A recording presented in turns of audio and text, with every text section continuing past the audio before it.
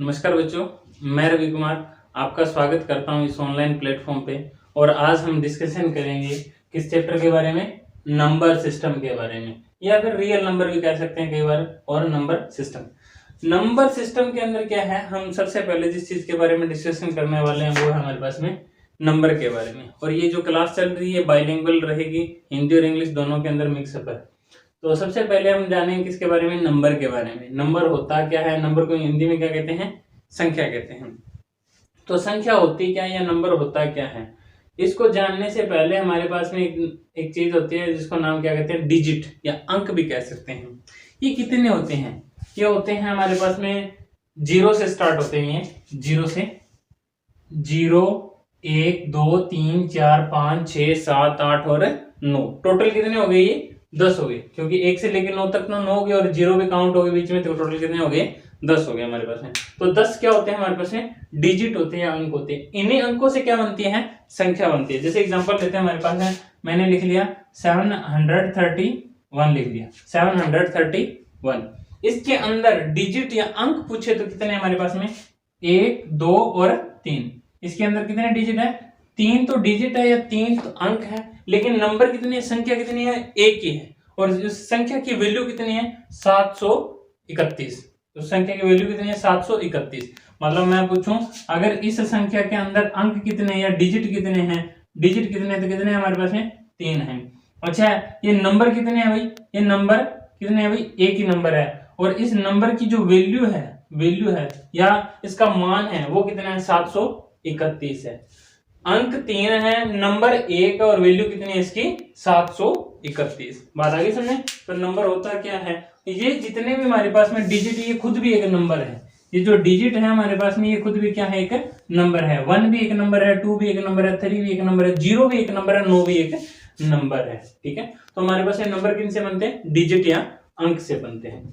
Number को आप further divide करना चाहे तो 2 पार्ट के अंदर डिवाइड कर सकते हैं। वो कौन कौन से हैं, पहला हमारे पास में रियल नंबर और दूसरा कौन सा हमारे पास में, इमेजिनरी नंबर। रियल नंबर को हमारे पास हिंदी में कहते हैं वास्तविक संख्या, और इमेजिनरी नंबर को कहते हैं हमारे पास में अवास्तविक संख्या। सबसे पहले हम जानेंगे किसके बारे में, रियल नंबर के बारे में, कि वास्तविक संख्या क्या होती है। वास्तविक संख्या क्या होती है, ये हमारे पास में एक मैंने लाइन खींची है, और इसके ऊपर इस जो लाइन खींची है, इस लाइन को हमारे पास में क्या कहते हैं, नंबर लाइन कहते हैं, और इसको संख्या रेखा भी कह सकते हैं। इसके ऊपर नंबर होते हैं 0 1 2 3 4 5 6, इस तरीके से आगे की तरफ जाते रहेंगे। और इधर -1 -2 -3 -4 -5 कंटिन्यूसली चलते जाएंगे। ये भी इनफाइनाइट तक होते हैं और ये भी इनफाइनाइट तक होते हैं। इनफाइनाइट का मतलब होता है अनंत, जिसका कभी कोई अंत नहीं होता। ये भी आगे अंत तक जाएगी, अनंत तक जाएगी, और आगे ये भी क्या जाएगी, अनंत तक जाएगी। तो हमारे पास में इसी के अंदर एक चीज है, नंबर लाइन के ऊपर जितने भी अंक होते हैं ना, जिन नंबर होते हैं, उन सभी को आप किसके ऊपर शो कर सकते हैं, हमारे पास है नंबर लाइन के ऊपर। उन सभी नंबरों को क्या कहते हैं, रियल नंबर कहते हैं। पर ऐसे समझ में नहीं आएगा, इसको और अच्छे से एक्सप्लेन करता हूँ। जैसे 0 और 1 है, 0 और 1 है, इसके बाद में आपने एक छोटे छोटे ये भी सुना होगा, आधा, पौना, सवा, ढाई, पौने 3, ये भी सुना होगा। जैसे 1.5 2.5 3.5, तो वो सारे नंबर क्या होते हैं, इन्हीं के ऊपर होते हैं। जैसे 0 और 1 के बीच में अगर मैं लिखना चाहूँ तो क्या आएगा, 1/2, मतलब मीन्स 0.5, आधा जिसको कह सकते हैं हमारे पास में। इससे भी बाद में होता है हमारे पास में, ये आ गया हमारे पास में 3/4, तीसरा हिस्सा जिसको कह सकते हैं हमारे पास में। और भी हमारे पास में बहुत सारे नंबर हैं, इनके ऊपर ना बहुत सारे इनफाइनाइट नंबर्स होते हैं। कितने नंबर्स होते हैं, इनफाइनाइट। जैसे मैं 0 और 1 के बीच की बात करता हूँ, 0 और 1 के बीच की बात करता हूँ, तो 0 से बड़ा क्या होता है हमारे पास, 0.1 होता है, और 1 से तो छोटा है ना। इसी तरीके से 0, उसके बाद में क्या आ जाएगा, 0.2 आ जाएगा, 0.3 आ जाएगा, 0.4 आ जाएगा, अप टू 0.9, और फिर जाके 1 आएगा ना। अच्छा, 0 और 0.1, अब 0 और मैं 0.1 की बात कर रहा हूँ, 0 और 0.1 की बात कर रहा हूँ।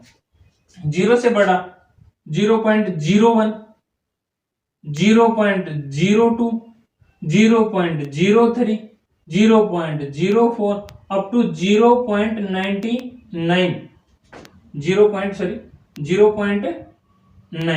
उसके बाद में क्या आएगा, 0.1 आएगा।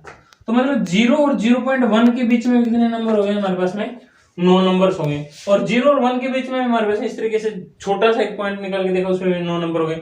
और इसके और इसके बीच में भी 9 नंबर, मतलब कहने का मतलब इसके और इसके बीच में फिर 9 नंबर, इसके और इसके, मतलब कहने का मतलब है कि 0 और 1 के बीच में भी इनफाइनाइट्स अनंत नंबर होते हैं। क्या होते हैं? अनंत नंबर होते हैं। तो कई बार हमारे पास क्वेश्चन पूछ लिए जाते हैं कि नंबर लाइन के ऊपर कितने नंबर्स होते हैं, तो नंबर लाइन के ऊपर कितने नंबर्स होते हैं हमारे पास में?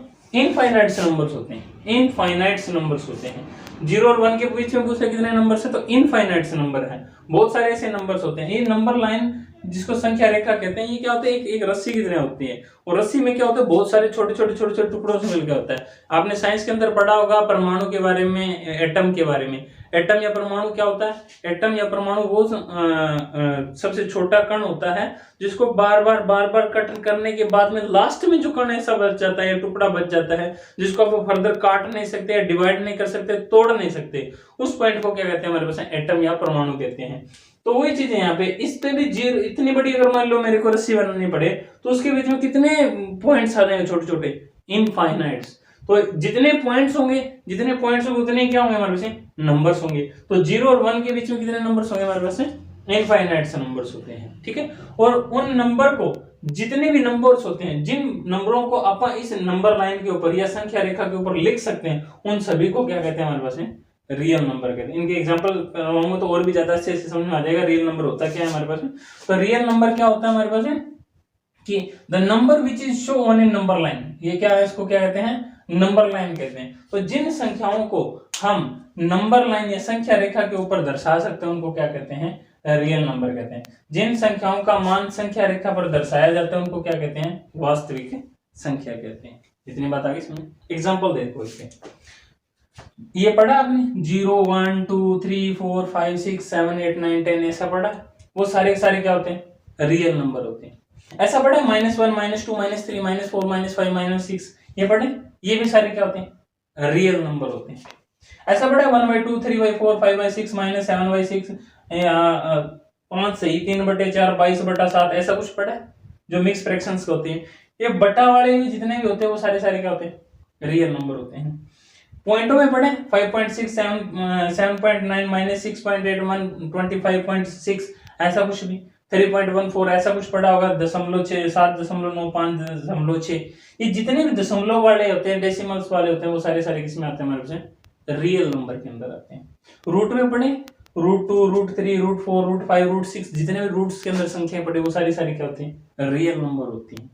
कहने का मतलब है पॉजिटिव नंबर, नेगेटिव नंबर बटा या नोमिनेटर डिनोमिनेटर जिसके फ्रैक्शंस के रूप में होते हैं, या फिर हमारे पास में डेसिमल्स के रूप में, दशमलव के रूप में होते हैं, या रूट के रूप में होते हैं, तो वो सारे क्या कहलाते हैं हमारे पास?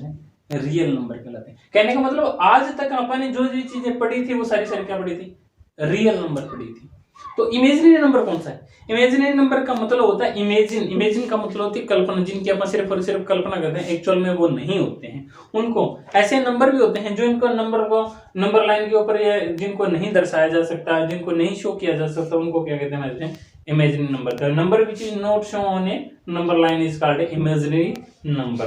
तो इमेजिनरी नंबर होते क्या हैं? देखो, कई बार आपने ने सोचा होगा, जैसे शेर के बारे में ऑलरेडी हमने देखा है, और एक्चुअल में अभी शेर नहीं है, और मैं आपको अभी शेर के बारे में कहूँ कि आप जस्ट इमेज करो कि हमारे पास में यहाँ पे शेर है, तो आपके माइंड के अंदर एक पिक बन रही होगी शेर की, क्योंकि आपने वो देखा है, तो वो शेर की इमेज बन रही होगी। ऐसे करके शेर होता है, उसके बड़े बाल, पूंछ, वो सारी मुंह, दांत बड़े, वो सब कुछ आपके माइंड के अंदर अभी आ रहा होगा।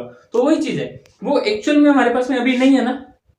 ऐसा ही होता है मैथ के अंदर भी वही सेम सिस्टम है। अभी हमारे वो नंबर्स एक्चुअल में होते नहीं है, पर मैथमेटिक उस कैलकुलेशन को सोल्व करने के लिए कुछ एक ऐसे नंबर्स बनाए गए हैं जो हमारे पास में कैलकुलेशन को आसान कर देते हैं। उन नंबर्स को क्या कहते हैं? इमेजिनरी नंबर होते हैं कहते हैं। तो इनकी कुछ वैल्यूज भी होती है, जैसे हमारे पास इसको कहते हैं आइटा की वैल्यू होती है √-1।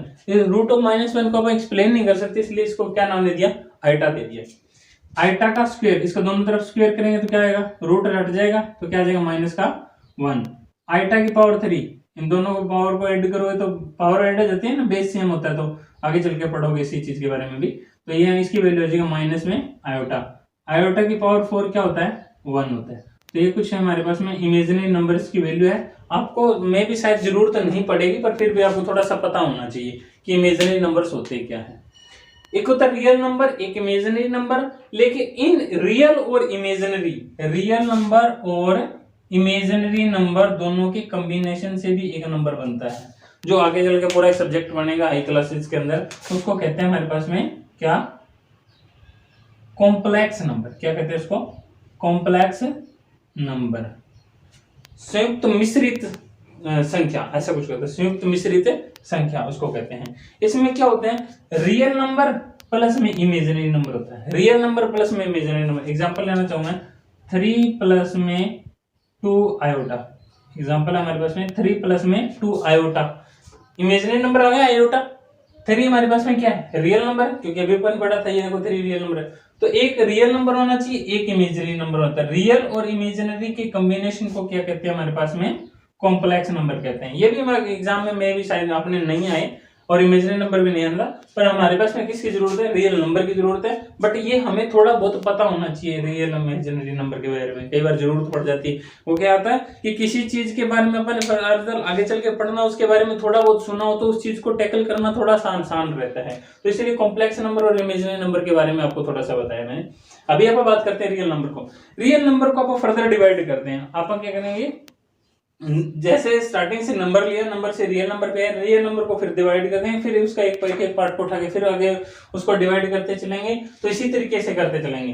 तो हमारे पास में रियल नंबर जो था हमारे पास में वो क्या था, सिंपल नंबर, नेगेटिव, डिवाइडेड वाले, डेसिमल्स वाले और रूट वाले, वो सारे कहते हैं रियल नंबर। अब रियल नंबर के अंदर एक को फिर एक छोटी जार लगाएंगे और उनको फर्दर डिवाइड कर देंगे, अलग अलग कर देंगे। रियल नंबर को अपन 2 पार्ट के अंदर डिवाइड कर सकते हैं, वो कौन कौन से, पहला हमारे पास है रेशनल नंबर, दूसरा हमारे पास है इरेशनल नंबर।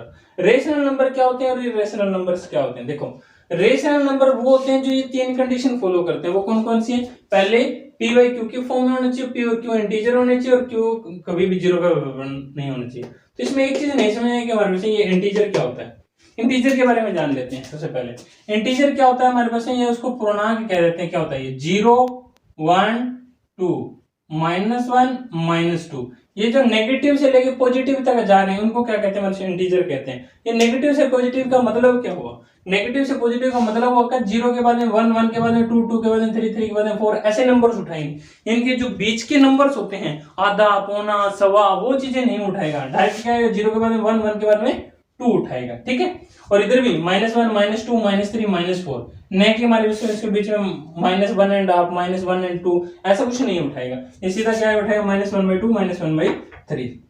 ओके, तो हमारे पास इंटीजर का पता चल गया। पूर्णांक क्या होते हैं हमारे पास, पी वाई क्यू की फॉर्म के अंदर होते हैं, वो उनको सॉरी क्या होते हैं हमारे पास, जो रेशनल नंबर कहते हैं जो पी बटा क्यू की फॉर्म में होनी चाहिए, पी और क्यू दोनों हमारे पास इंटीजर होने चाहिए और क्यू कभी भी 0 के बराबर नहीं होना चाहिए। इसके एग्जांपल करते हैं, जैसे मैंने लिखा हमारे पास में 1 को चेक पहले 7 को चेक करते हैं। 7 को मैं क्या लिख सकता हूँ, 7 को लिख सकता हूँ मैं 7/1 लिख दूं। किसी भी चीज को 7 को भाग करके देखो 1 से, 7 एकम 7, कोई फर्क पड़ा नहीं पड़ा। 8 को 1 से भाग करके देखो, 8 एकम 8, कोई फर्क पड़ा नहीं पड़ा, क्योंकि रिमाइंडर सभी का क्या आ रहा है, 0 आ रहा है, शेषफल क्या आ रहा है हमारे पास, 0 आ रहा है। तो किसी भी संख्या को अगर हम किस से भाग करें, 1 से भाग करते हैं, तो नंबर के ऊपर कोई भी इफेक्ट नहीं पड़ता। तो हमारे पास में 7 को क्या लिख सकते हैं सॉरी 7 को क्या लिख सकते हैं, 7/1 लिख सकते हैं।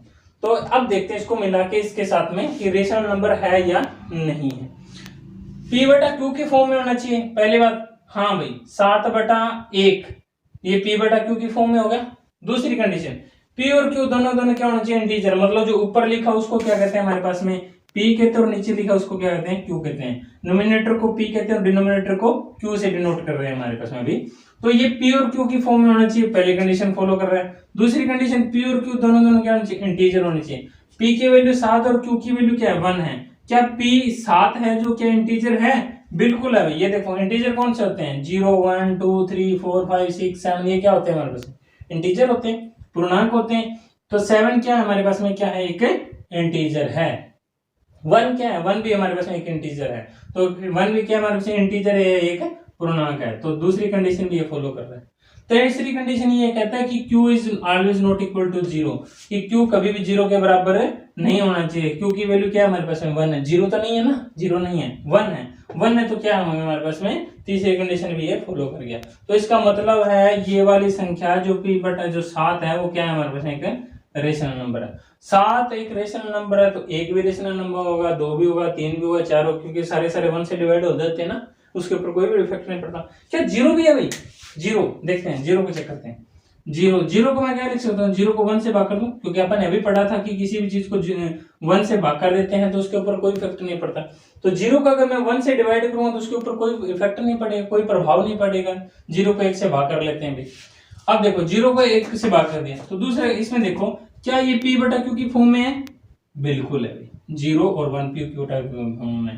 दूसरा p और q दोनों क्या होना चाहिए? इंटीजर होने चाहिए। जो हमारे पास में ये आ रहा है हमारे पास 0 और q, ये हमारे पास में p है और ये क्या है हमारे पास में q है। तो ये भाई p की वैल्यू क्या है? 0 और q की वैल्यू है 1। p की वैल्यू 0 बिल्कुल हो सकती है, एक इंटीजर होता है। q की वैल्यू 1 भी एक इंटीजर है, p भी एक इंटीजर है और q भी एक इंटीजर है। दूसरी कंडीशन भी इसने फॉलो कर दी। तीसरी condition, q is always not equal to 0। q 0 तो नहीं, q की वैल्यू कितनी है?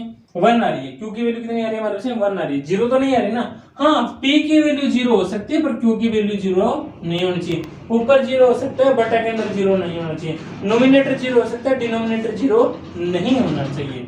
तो हमारे पास में 0 भी क्या है कि रेशनल नंबर है। तो इसका मतलब हो गया हमारे पास में, अगर इसके एग्जांपल्स के फॉर्म के अंदर लिखना चाहूं तो मैं इसका लिख सकता हूं इस तरीके से कि इसके एग्जांपल हैं। पहला है कि 0, 1, 2, 3, 4, 5 ये सारे क्या है हमारे पास में? रेशनल नंबर, एक परिमेय संख्या है। दूसरा है हमारे पास में, अगर ये हमारे पास में रेशनल नंबर है तो मैंने -7 को लिखना चाहूं तो क्या लिख सकता हूं? -7/1 लिख सकता हूं। ये p बटा q की फॉर्म में बिल्कुल है। -7 और -1 ये दोनों क्या पूर्णांक या इंटीजर है क्या?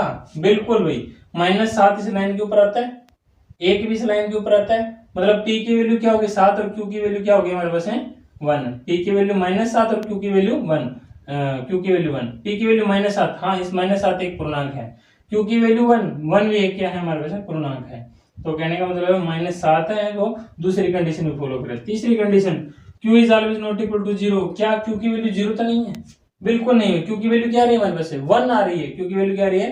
1 आ रही है। तो इसका मतलब हो गया हमारे पास में q है वो एक 0 की फॉर्म में नहीं है। तो तीनों कंडीशन फॉलो कर गया। तीनों कंडीशन फॉलो कर गया तो -7 क्या हो गया? एक रेशनल नंबर हो गया। रेशनल नंबर का मतलब हो गया हमारे से ये परिमेय संख्या हो गया। ठीक है, तो परिमेय संख्या है, तो इसका मतलब हो गया कि -1, -2, -3, -4, -5 ये सारे क्या हो गए हमारे से? रेशनल नंबर होगी। और बटा वाले तो मैंने अभी बताए हैं, जैसे 7/9, 9/6, 9/6 की वजह 5 लिख देते हैं, 3/7, 22/7, 22/7 ये वैल्यू सुनी होगी आपने कई बार। ऐसे वैल्यू जो जितने बटा के रूप में आ रही है, जैसे सही के रूप में होते हैं 3 सही, 4/5, ऐसे वैल्यू, वो सारे बटा वाली वैल्यू क्या होते हैं हमारे से? रेशनल नंबर होते हैं। क्योंकि ये तो इनको फॉर्म में कर सकते हैं ना, जैसे 3/4 लिखा है, ये भी हो सकता है, बिल्कुल हो सकता है 3/4। 3 5 15, 15 और 4 19, 19/5। इसका मतलब यही है, 19/5 तो हमारे पास में पता ही है रेशनल नंबर होता है। ठीक है, तो जो हमारे पास में मिक्स फ्रैक्शन के रूप में आते हैं, सही के रूप में आते हैं, वो भी क्या होते हैं हमारे से? रेशनल नंबर होते हैं। एक और उसके बाद में हमारे पास में जो डेसिमल्स की फॉर्म में होते हैं, जैसे 5/6 लिख दिया। 5/6 को इसको अगर मैं इसको फॉर्म के अंदर काटना चाहूँ तो क्या लिखूंगा? इसको 5 इसको लिखूंगा 56/10, क्योंकि इसका दशमलव हटाऊंगा, दशमलव के बाद में एक अंक है ना, तो एक अंक है तो 1 0 आ जाएगा। After decimal 1 digit 10 divided by 10, तो 56/10 मतलब 56/10 को क्या लिख सकते हैं आप? इसका हाफ करेंगे कितना आ जाएगा? 28 डिवाइडेड बाय 5। तो 28 डिवाइडेड बाय 5 का मतलब हो गया ये, और इसका मतलब हो गया ये। तो ये हमारे पास में रेशनल नंबर है, तो ये भी होगा और ये है तो ये भी होगा, क्योंकि तीनों आपस में क्या है? ये बराबर है। तो इसका मतलब है जो डेसिमल्स के रूप में होते हैं, दशमलव के रूप में होते हैं, वो भी क्या होते हैं हमारे पास में?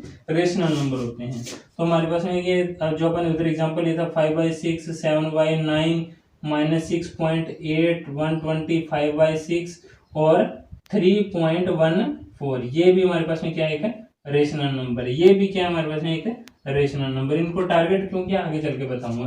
तो ये हमारे पास में क्या होते हैं? रेशनल नंबर होते हैं।